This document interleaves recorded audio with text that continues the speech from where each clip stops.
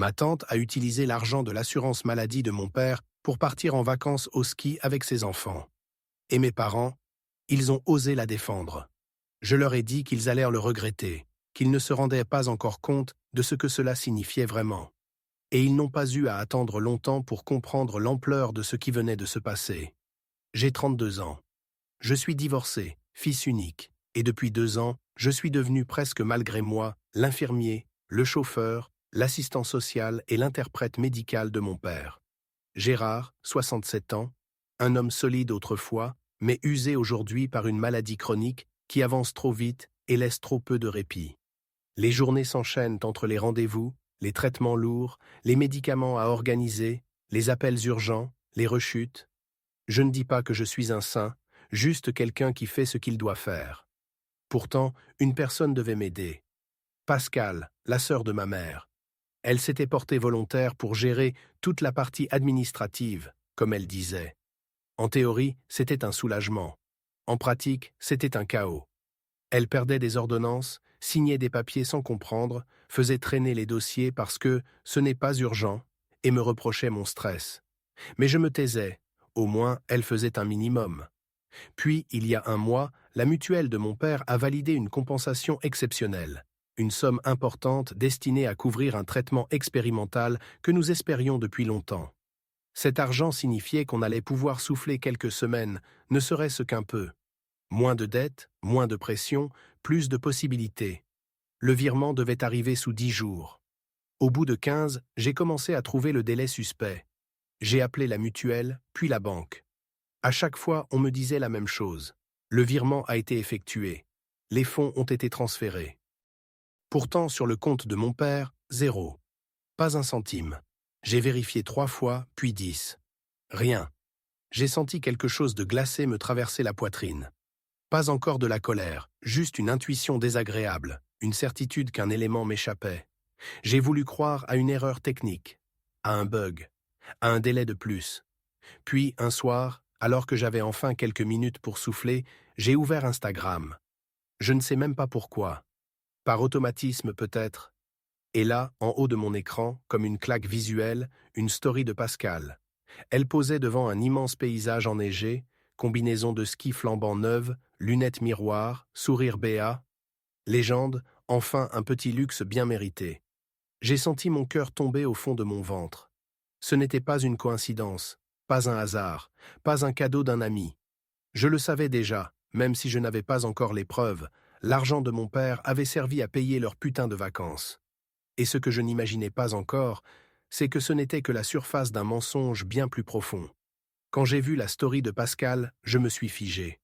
Ce n'était même pas la photo en elle-même, des gens en vacances au ski, on en voit tout le temps, mais ce timing parfait, presque obscène. La compensation de mon père avait disparu depuis 2 semaines, et elle, par un hasard miraculeux, se retrouvait à Chamonix, dans un hôtel qui affichait des prix que moi-même je n'aurais jamais pu me permettre.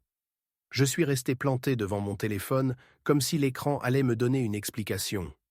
J'espérais presque voir un second post, quelque chose comme « Merci à ma meilleure amie pour ce cadeau incroyable ».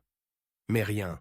Seulement des vidéos où elle riait, où ses enfants dévalèrent les pistes, où elle mangeait des plats hors de prix, accompagnés de hashtags ridicules, vacances bien méritées, famille heureuse, bonheur. Plus je regardais, plus mon estomac se serrait. Je me suis surpris à murmurer « Non, elle n'aurait pas fait ça. Pas à papa. » Mais même en le disant, je savais que je mentais à moi-même. Le lendemain matin, j'ai décidé de tout vérifier. Pas juste en survolant, non. J'ai ouvert chaque tiroir, chaque classeur, chaque dossier médical, chaque email. J'ai reconstitué la chronologie exacte des démarches, date de la demande, validation, l'envoi du virement, la confirmation de la mutuelle. Tout correspondait parfaitement. Tout sauf la destination du virement que la mutuelle avait refusé de m'indiquer au téléphone, prétextant la confidentialité entre l'assuré et son représentant administratif. J'ai senti le mot « représentant » me gratter la gorge. C'était elle. Évidemment que c'était elle. Plus j'avançais, plus les pièces du puzzle se mettaient en place, et plus la colère remplaçait progressivement la stupeur. J'avais envie de l'appeler immédiatement, de lui hurler dessus, de lui demander comment elle avait pu oser. Mais je me suis retenu. Parce que si j'explosais, je savais déjà comment elle répondrait. Oh là là, tu dramatises comme toujours. Calme-toi, ce n'est qu'un malentendu. Tu es trop stressé, mon pauvre garçon. Non, je voulais des faits, des preuves, quelque chose d'indiscutable.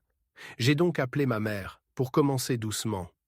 Dis, maman, tu sais où est Pascal en ce moment? Elle a hésité 2 secondes trop longues. Euh, je crois qu'elle...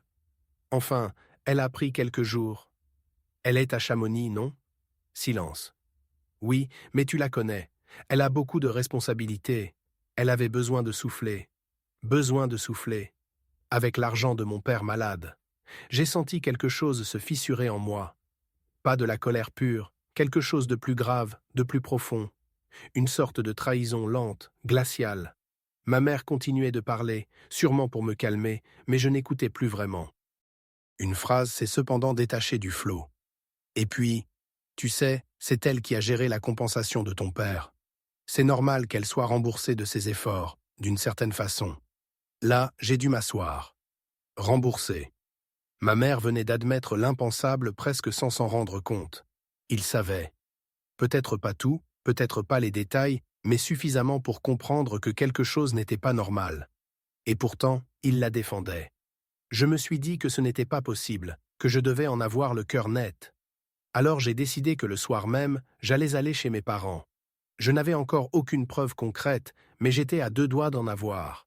Et surtout, j'avais besoin de voir leur visage quand je leur poserais la question en face. Saviez-vous que l'argent de papa a été volé? Ce soir-là, sans encore le savoir, j'allais assister à la première fissure d'une famille qui prétendait être unie, mais qui n'était soudée que pour protéger les mauvaises personnes. Ce soir-là, en allant chez mes parents, je me répétais que j'exagérais peut-être, que je voyais trop loin, que je faisais des liens qui n'existaient pas. Mais au fond, une autre voix, plus froide, plus lucide, me soufflait que je savais déjà la vérité. Tout ce qu'il me manquait, c'était l'aveu, ou plutôt la confirmation. Quand je suis entré dans la maison, j'ai immédiatement remarqué une atmosphère étrange, trop silencieuse, trop tendue, comme si on m'attendait. Ma mère préparait du thé alors qu'elle n'en boit jamais le soir. Mon père était installé dans le salon, l'air fatigué, et mon oncle Jean, que je ne vois presque jamais, était assis à table, le visage fermé. Je n'avais prévenu personne de ma visite. Ça m'a mis encore plus mal à l'aise. On voulait te parler, a dit ma mère en posant une tasse devant moi. Son regard fuyait le mien. Elle triturait ses doigts comme quand elle s'apprête à m'annoncer quelque chose d'important. Ou de grave. J'ai pris une inspiration lente. Parfait. Moi aussi, j'ai des choses à dire. Le silence s'est installé, lourd, épais. Je sentais déjà mes mains trembler légèrement, mais je ne voulais pas reculer. Où est passé l'argent de la compensation de papa?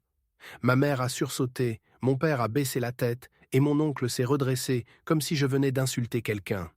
Personne n'a répondu. Tout le monde se regardait du coin de l'œil, comme si chacun attendait que l'autre parle le premier. Alors j'ai continué, plus calmement que je ne le pensais. Le virement est parti il y a 3 semaines. La mutuelle confirme que les fonds ont été envoyés au représentant administratif. Ce représentant, c'est Pascal. Alors je repose la question. Où est cet argent? Là, mon oncle a levé les mains, l'air agacé. Arrête de faire des histoires. Ta tante fait beaucoup pour ton père. Tu devrais lui être reconnaissant au lieu de l'accuser sans preuve. Je n'ai pas pu m'empêcher de rire nerveusement. Sans preuve, elle poste ses vacances de luxe en plein milieu de la disparition des fonds. Et alors? C'est interdit de prendre quelques jours? Elle en avait besoin, a répliqué ma mère, la voix trop aiguë, presque tremblante. Je me suis tourné vers mon père. Papa, est-ce que tu as vu la somme apparaître sur ton compte? Il n'a pas répondu immédiatement. Ses yeux semblaient chercher un point quelque part derrière moi, comme s'il voulait disparaître dans le mur. Puis doucement, presque inaudiblement, il a soufflé « Non ». Ce simple mot a éclaté dans la pièce comme une détonation. Mon oncle a voulu parler, ma mère aussi, mais je les ai coupés. Donc l'argent n'est jamais arrivé. Et personne n'a trouvé ça bizarre. Ma mère a fini par murmurer « Pascal nous avait dit que l'argent avait été transféré sur un compte temporaire, pour gérer les factures. Elle disait qu'elle ferait les paiements elle-même. Je l'ai regardée sans cligner des yeux. Maman. Quel compte temporaire? Elle n'a aucun mandat bancaire. Elle disait que c'était plus simple comme ça. Plus simple. Plus simple de détourner l'argent d'un malade. Plus simple de manipuler tout le monde. Je me suis levé d'un coup. Vous ne voyez pas ce qui se passe? Elle vous marche dessus, elle vous utilise et elle vole papa. Elle ne l'aide pas, elle profite de lui. Mais au lieu de l'indignation que j'espérais, j'ai vu autre chose dans leurs yeux. De la peur. Et presque. De la culpabilité. C'est là que mon père a murmuré « Fils, ce n'est pas la première fois. » Mon cœur s'est arrêté une seconde. Quoi? Pascal, elle a géré plusieurs dossiers ces derniers mois et je n'ai jamais vu l'argent. J'ai senti tout mon corps se tendre comme un arc. Tout devenait clair, tout. Ce n'était pas une erreur, ni un accident, ni un malentendu. C'était un schéma, une habitude, une mécanique bien rodée. Et si elle avait fait ça à mon père, il y avait de grandes chances qu'elle l'ait fait à d'autres. Je me suis rassis, lentement. J'essayais de respirer normalement, mais quelque chose en moi brûlait. « D'accord », ai-je murmuré. « Maintenant je veux tout savoir. » Je n'ai presque pas dormi cette nuit-là. Je suis resté sur le canapé, le regard perdu dans l'obscurité, à ressasser les paroles de mon père. Ce n'est pas la première fois.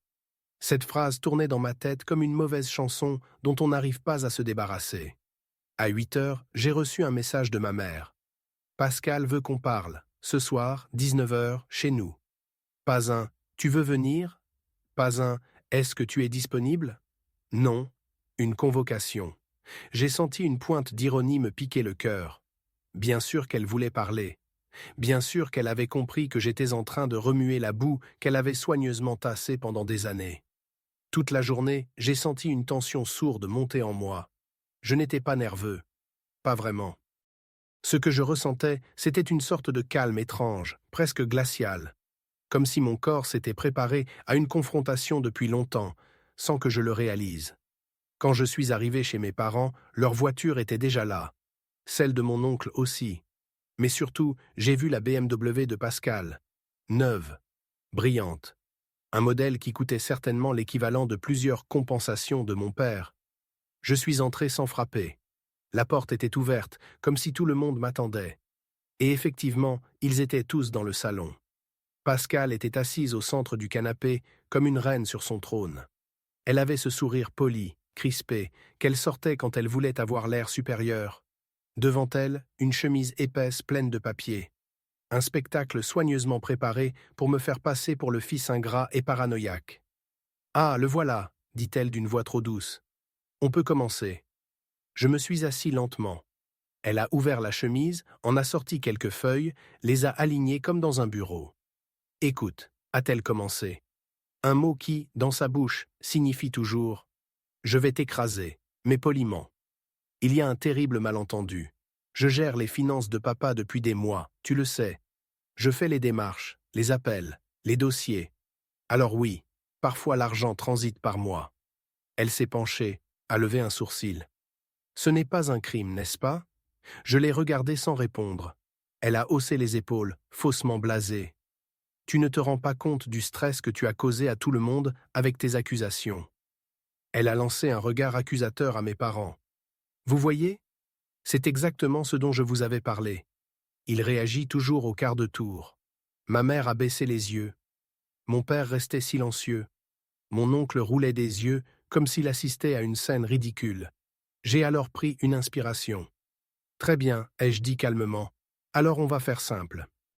J'ai sorti de ma poche la note de la mutuelle, la liste des virements, les dates. Je les ai posées devant elle, délicatement, comme des cartes sur un tapis vert. Tu dis que l'argent transite par toi. Parfait. Dans ce cas, montre-nous les reçus. Les preuves des paiements, les factures réglées, les relevés du fameux compte temporaire. Pour la première fois depuis le début, son visage s'est figé. Un arrêt d'une seconde, une microseconde même. Mais je l'ai vu. Et mes parents aussi. Elle a tenté de se reprendre, mais sa voix n'avait plus la même fluidité. Ce n'est pas si simple. Je n'ai pas tout ici. Amène-les demain, ai-je coupé sans la quitter des yeux. Ou après-demain. Peu importe. Mais tu vas les montrer. J'ai marqué une pause. Parce que s'ils n'existent pas, alors ce que tu fais a un nom. La pièce est devenue glaciale. Pascal a posé ses mains sur la chemise et l'a refermée lentement. Tu n'as aucune idée de ce que tu es en train de provoquer, a-t-elle murmuré. Je me suis levé. Si. Je suis en train de provoquer la vérité. Je me suis tourné vers la sortie, mais juste avant de franchir la porte, j'ai entendu mon père dire d'une voix basse, cassée, « Fils, il faut que tu saches. » J'ai regardé par-dessus mon épaule. Ses mains tremblaient. Ses yeux, eux, étaient pleins d'une peur que je n'avais jamais vue chez lui. Ce qu'elle a fait, il a avalé difficilement sa salive. Ce n'est pas seulement l'argent. Je me suis figé. Quoi encore? Il a fermé les yeux. Elle t'a caché quelque chose de très important. La gorge de Pascal s'est serrée. Elle a blêmi. Et moi, j'ai compris que ce n'était que le début. Je suis resté immobile, la main encore posée sur la poignée de la porte. Le silence qui suivit les mots de mon père était si lourd qu'on aurait pu l'entendre tomber au sol. Je me suis retourné lentement. Pascal, habituellement si sûr d'elle, semblait soudain rapetisser dans le canapé. Ses doigts serraient le dossier comme si elle s'y cramponnait pour ne pas s'effondrer. « Papa, qu'est-ce que tu veux dire par « pas seulement l'argent » ? Ma voix était plus calme que je ne l'aurais imaginé. Paradoxalement, la colère que j'avais accumulée semblait s'effacer, remplacée par une appréhension glaciale. Il a échangé un regard rapide avec ma mère, un regard que j'ai déjà vu chez eux enfants, celui qu'il s'envoyait avant de m'annoncer quelque chose de difficile. Sauf que cette fois, même ma mère semblait effrayée. « Ce n'est pas le moment », a lâché Pascal d'une voix sèche. Elle avait repris son ton hautain, mais il y avait une faille, une fissure. « C'est une conversation privée, ça ne te concerne pas. »« Ah oui ?» ai-je répliqué. « Tout ce que tu caches depuis des années ne me concerne pas, c'est ça ?» Elle a serré les dents. Mon père a soupiré longuement, presque douloureusement. « Fils, quand tu as divorcé, il y a 4 ans, tu te souviens que c'est Pascal qui t'a aidé à récupérer certains papiers de la mairie ?» Je me suis figé. Oui, vaguement. Elle a dit qu'elle pouvait accélérer les démarches. Pourquoi? Ma mère a fermé les yeux, comme si elle ne supportait pas la suite. Ce jour-là, a repris mon père, la voix tremblante, elle a aussi récupéré autre chose. Quelque chose qui te concernait directement. J'ai senti un frisson remonter le long de ma colonne vertébrale. De quoi vous parlez? Personne ne répondait. Alors je me suis avancé, chaque pas lourd de suspicion et de peur. C'est quoi, autre chose? Pascal a soudain posé les mains sur la table, comme pour reprendre le contrôle. Arrête, tu ne comprends pas. Tu ne comprendras pas. Et de toute façon, il n'y a rien là-dedans qui pourrait t'aider aujourd'hui. C'est passé, c'est réglé. Quoi? Ai-je répété, la voix plus dure? De quoi tu parles? Elle m'a regardé droit dans les yeux. Pas un regard agressif, pas un regard supérieur, un regard coupable. Mon oncle a pris une grande inspiration, comme s'il était sur le point d'exploser. « Votre mariage, dit-il brusquement. Le tien. Celui qui s'est terminé si vite. » Il m'a fixé de ses yeux sombres. « Tu crois que ta femme t'a quitté seulement pour différences irréconciliables ?» J'ai senti mon cœur s'arrêter. « Jean, » l'interrompit ma mère, horrifiée. Mais il poursuivit. « Elle est partie parce que quelqu'un ici, lui a montré un document que tu n'as jamais vu. » J'ai secoué la tête. « Mais, quel document ?» Pascal s'est levé d'un bond. « Ça ne le regarde pas. C'est terminé depuis longtemps. » Elle tremblait. Pour la première fois de ma vie, je l'ai vue perdre réellement le contrôle. « Si, ai-je insisté. Ça me regarde. Et tu vas me dire ce que c'était ?» Elle reculait, centimètre par centimètre, comme acculée. Mon père a pris la parole, d'une voix cassée. « Ta femme a reçu un dossier médical. Le tien. » J'ai cligné des yeux. « Un dossier médical ?»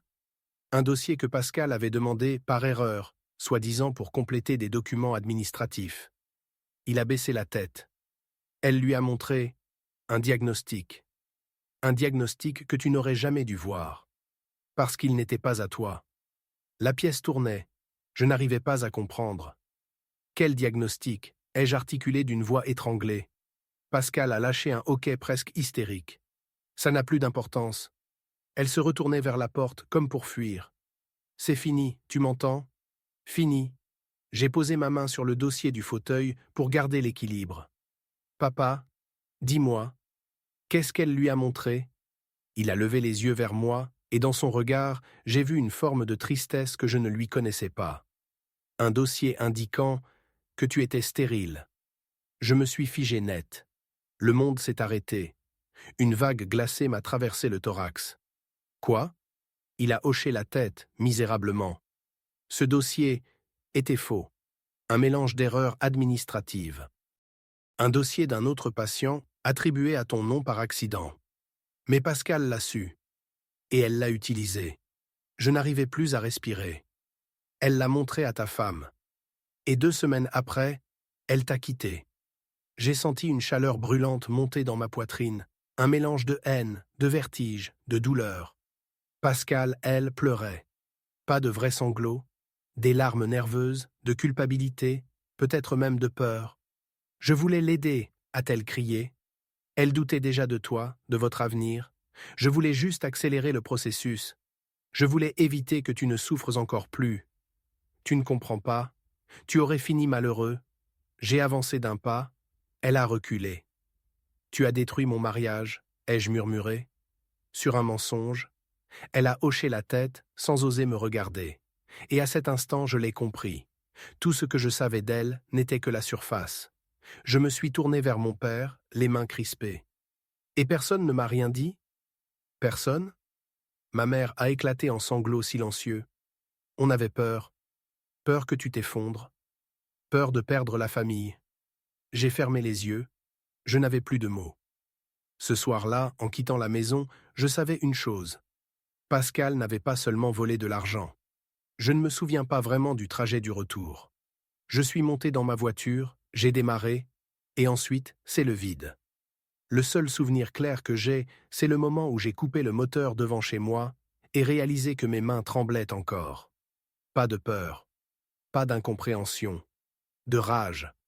Une rage froide, méthodique, qui s'installait en moi comme une nouvelle respiration.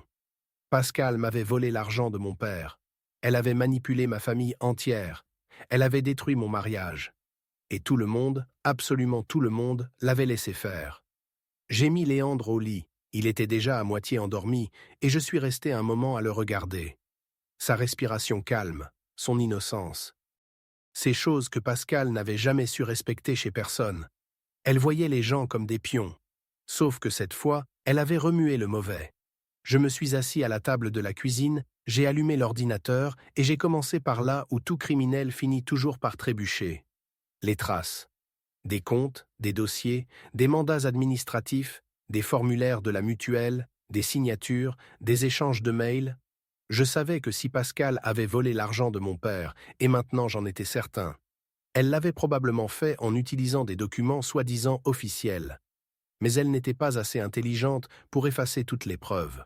J'ai cherché dans mes vieux mails un échange où ma tante m'avait demandé une copie de ma signature pour une simple mise à jour de dossier. Je ne m'en étais pas méfié à l'époque. Je venais de divorcer. J'étais vidé. J'aurais signé n'importe quoi pour qu'on me laisse tranquille. Quand je l'ai retrouvé, j'ai senti ma gorge se serrer. La date correspondait à peu près au moment où la première compensation santé de mon père avait été transférée. Elle avait donc utilisé ma signature pour se faire passer pour moi, pour donner une apparence légale à ce qu'elle faisait. Et personne n'avait vérifié. Pourquoi l'aurait-il fait? Pascal était celle qui savait gérer. J'ai ouvert un nouveau document et j'ai commencé une liste. Une liste de tout ce que je savais, tout ce que je pouvais prouver, tout ce que je pouvais relier. 1. Signature falsifiée.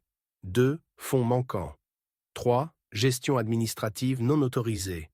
4. Manipulation des documents médicaux. 5. Diffusion de dossiers médicaux erronés et volés. 6. Conséquences directes, divorce. À mesure que la liste s'allongeait, je me sentais presque respirer. C'était comme assembler une bombe. Une bombe silencieuse, parfaitement légale, qui n'exploserait que lorsque je déciderais que le moment était venu. Je ne voulais plus discuter. Je ne voulais plus comprendre, ni pardonner. J'avais essayé. J'avais vraiment essayé. Et tout ce que ma famille avait fait, c'était chercher à étouffer la vérité pour protéger celle qui leur mentait depuis des années. Alors non. Cette fois, j'allais avancer seul.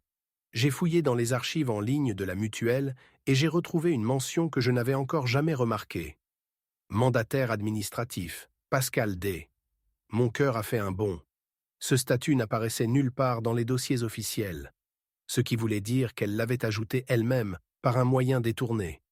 Et qui dans la famille travaillait depuis 20 ans dans un bureau d'assurance? Pascal. C'était pire que ce que je pensais. Elle n'était pas seulement manipulatrice. Elle était organisée, habituée, rodée. J'ai fermé mon ordinateur, me suis servi un verre d'eau et je me suis regardé dans le reflet de la fenêtre. « Tu veux jouer » ai-je murmuré.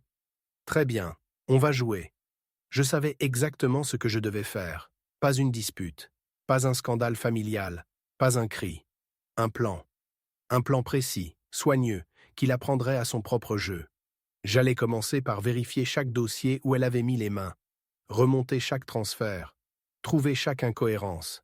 Et quand ce serait fait, je déposerais un dossier complet au service antifraude de la caisse d'assurance, puis un autre au pénal, si nécessaire, et un troisième pour diffamation, pour ce dossier médical qui ne m'appartenait pas. Mais surtout, j'allais récupérer l'argent de mon père. Et je ne laisserai plus jamais Pascal détruire quelqu'un sans conséquence. J'ai éteint la lumière, mais je n'ai pas dormi. Je suis resté éveillé, à planifier chaque étape. Et pour la première fois depuis longtemps, je n'avais plus peur de Pascal. C'était elle qui allait avoir peur. Les jours qui ont suivi ont eu un goût étrange. Je faisais tout ce que je devais faire, préparer Léandre pour l'école, aller au travail, faire les courses, mais j'avais l'impression de marcher sous l'eau. Tout semblait lointain, comme si ma vie réelle était ailleurs, dans les dossiers, dans les chiffres, dans les secrets. Chaque soir, une fois que Léandre dormait, je me replongeais dans l'enquête. Je savais que si je voulais faire tomber Pascal, je devais être irréprochable. Pas d'erreur, pas d'exagération, seulement des faits. J'ai commencé par les relevés bancaires de mon père. Il m'a donné accès à tout sans la moindre hésitation, comme s'il attendait depuis des années qu'on lui demande enfin de regarder avec lui. Au début, tout semblait normal. Des virements réguliers pour les médicaments, l'hôpital, les consultations. Mais très vite, quelque chose m'a frappé. Certaines factures apparaissaient en double. Une facture payée par mon père, puis la même facturée à nouveau quelques jours plus tard, payée à partir d'un compte inconnu. Un compte qui portait les initiales DP, D comme Dumont, le nom de famille de Pascal. Je me suis levé d'un bond. Elle se faisait rembourser 2 fois. Une première fois via l'assurance, une deuxième fois via mon père, et parfois même une troisième via un frais administratif totalement fictif. Je me suis pris la tête entre les mains. C'était plus qu'un vol. C'était un système si bien rodé qu'elle l'avait probablement répété pour d'autres membres de la famille. J'ai imprimé les relevés et j'ai commencé à les classer dans un classeur. Ligne après ligne, date après date, montant après montant. À mesure que les pages s'accumulaient, mon plan se solidifiait. Je n'étais plus en train de me battre pour ma fierté ou mon passé. Je me battais pour mon père, et pour moi-même. Mais il me manquait encore quelque chose. Une preuve qui ne laisserait aucune place à l'interprétation. Alors je me suis souvenu. Les emails. J'ai fouillé dans la boîte mail de mon père, avec lui assis à côté de moi. Il me regardait comme on regarde un médecin qui opère, inquiet mais plein d'espoir. Après une demi-heure à chercher dans les dossiers de réception, d'envoi, d'archives, rien. Puis j'ai ouvert par hasard le dossier indésirable. Et là, mon cœur s'est arrêté. Des dizaines de mails de la mutuelle, tous marqués comme spam, tous indiquant « Votre mandataire administratif a modifié vos informations de contact » ou « Votre mandataire administratif a validé un remboursement ». Pascal avait non seulement modifié le numéro de téléphone de mon père, mais aussi son adresse mail et même les notifications de sécurité. Il ne recevait plus rien. Elle recevait tout. Je me suis tourné vers lui, la gorge sèche. « Papa, tu n'as jamais demandé de mandataire ?»« Jamais, a-t-il soufflé. »« Alors, comment ça a pu être validé ?» Il m'a regardé, les yeux brillants. « Je te faisais confiance. Je pensais que c'était toi qui avais organisé ça. » Je suis resté pétrifié plusieurs secondes. Pascal avait signé en mon nom. Elle avait dit que j'avais autorisé les changements. Elle avait utilisé ma signature imprimée dans un mail vieux de 4 ans. J'ai serré les poings. Les pièces du puzzle s'assemblaient avec une précision dérangeante. Et une idée a commencé à germer dans mon esprit. « Papa, est-ce que Pascal t'a déjà demandé ton numéro de sécurité sociale ?» Il a réfléchi. Puis il a hoché la tête. Oui, plusieurs fois, elle disait que c'était pour gagner du temps. J'ai contenu un juron. Elle avait tout, les identifiants de mon père, ma signature, l'accès aux documents, les boîtes mail détournées. Elle n'agissait pas comme une voleuse improvisée. Elle agissait comme quelqu'un qui savait exactement comment contourner les systèmes administratifs. Après tout, c'était son métier. Mais alors que je classais une nouvelle pile de mails, quelque chose d'encore plus grave est apparu. Un message, daté de 8 mois plus tôt, demande de transfert de fonds vers compte tiers validé par mandataire. Et au bas du mail, les mots qui m'ont glacé le sang. Signature du représentant. A. Martin. Mon nom. Je suis resté figé, incapable de respirer. Elle n'avait pas seulement utilisé ma signature. Elle l'avait utilisée pour détourner des milliers d'euros au nom de mon père. Et si quelqu'un devait être accusé de fraude, c'était moi. Je me suis levé brusquement, renversant presque ma chaise. Elle m'a piégé. Elle m'a piégé depuis le début. Et à cet instant précis, j'ai compris quelque chose que je n'avais pas encore osé penser. Pascal n'a jamais voulu seulement manipuler mes parents. Elle voulait me détruire. Je n'ai jamais été du genre impulsif. Colérique peut-être. Émotif souvent. Mais impulsif? Non. Pourtant, après avoir découvert que ma signature avait servi à détourner des milliers d'euros, j'ai failli prendre ma voiture et foncer chez Pascal pour hurler jusqu'à perdre la voix. Mais je me suis retenu.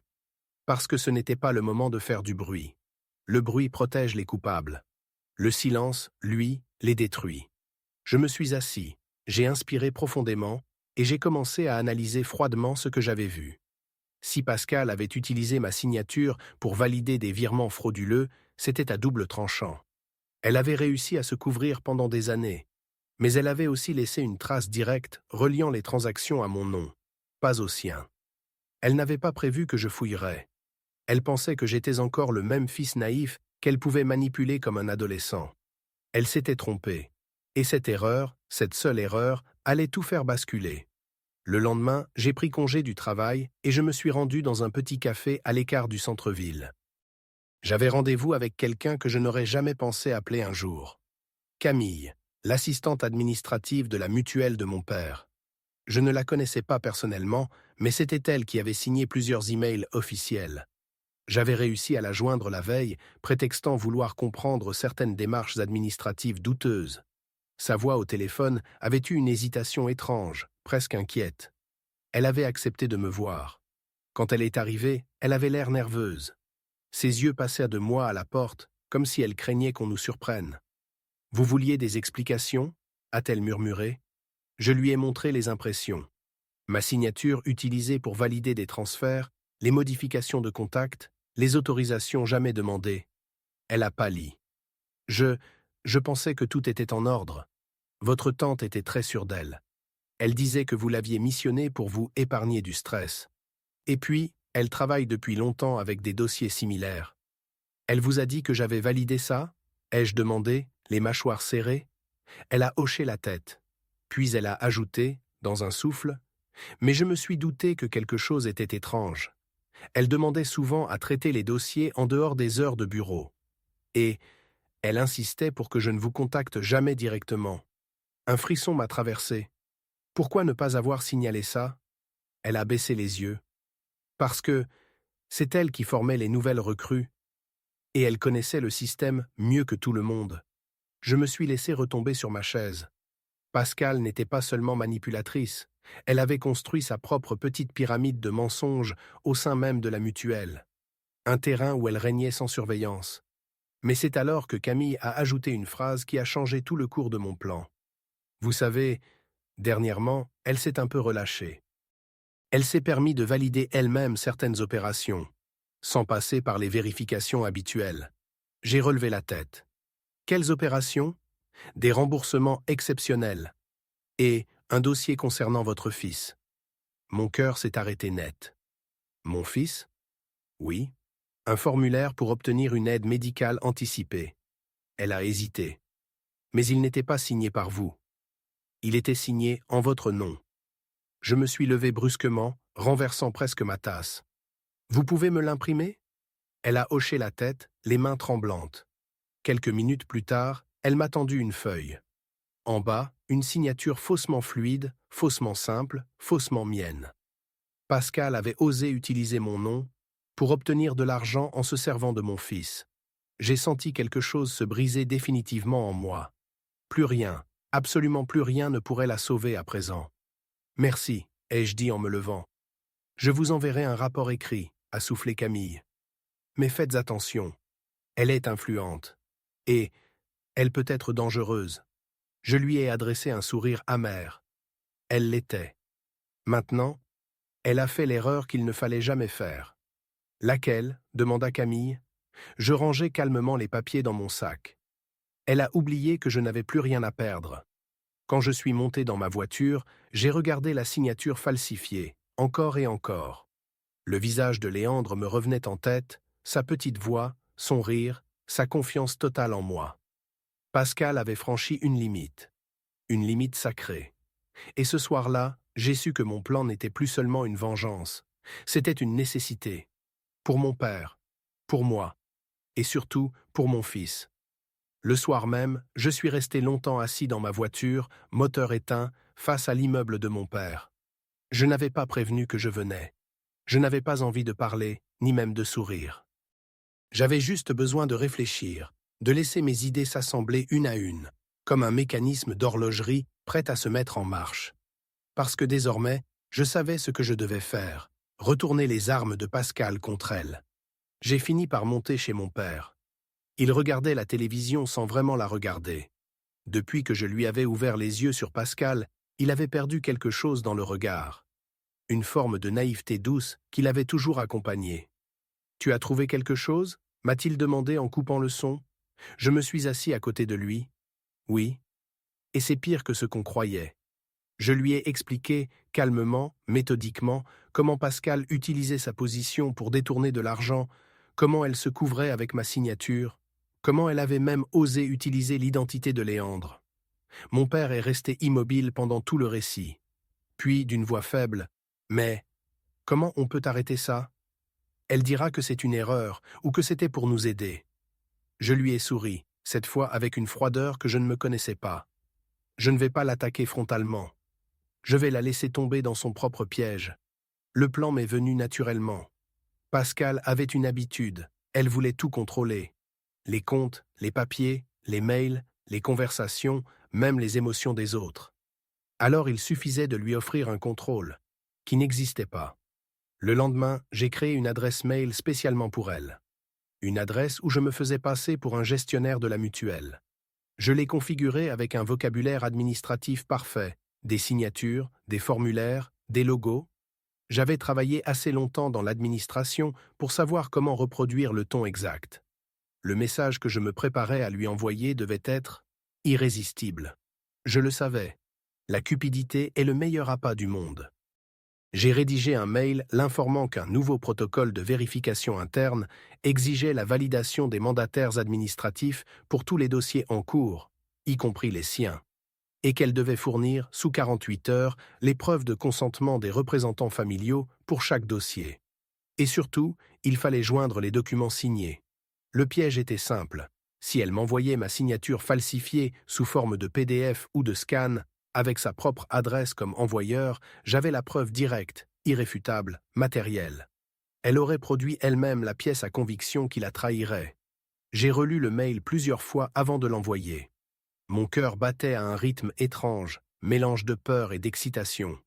Puis j'ai appuyé sur « Envoyer ». Les heures qui ont suivi ont été interminables. J'étais incapable de rester immobile. Je faisais les 100 pas, je consultais mon téléphone toutes les 30 secondes, j'allais vérifier la boîte mail toutes les minutes. Rien. Le soir, au moment de coucher Léandre, j'ai failli lui dire que tout allait s'arranger. Mais je me suis retenu.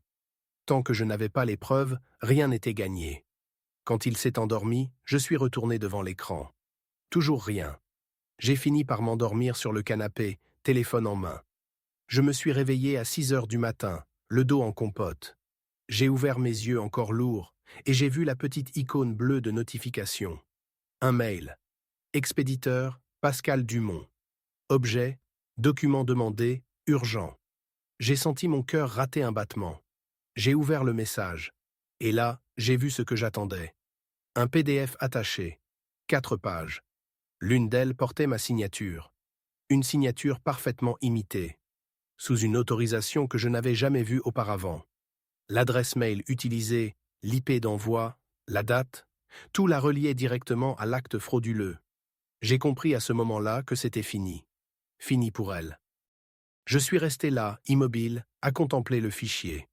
Pas avec satisfaction, pas avec vengeance, avec un étrange mélange de soulagement et de tristesse. Pascal n'avait pas seulement signé sa chute, elle avait signé la fin de son pouvoir sur ma famille.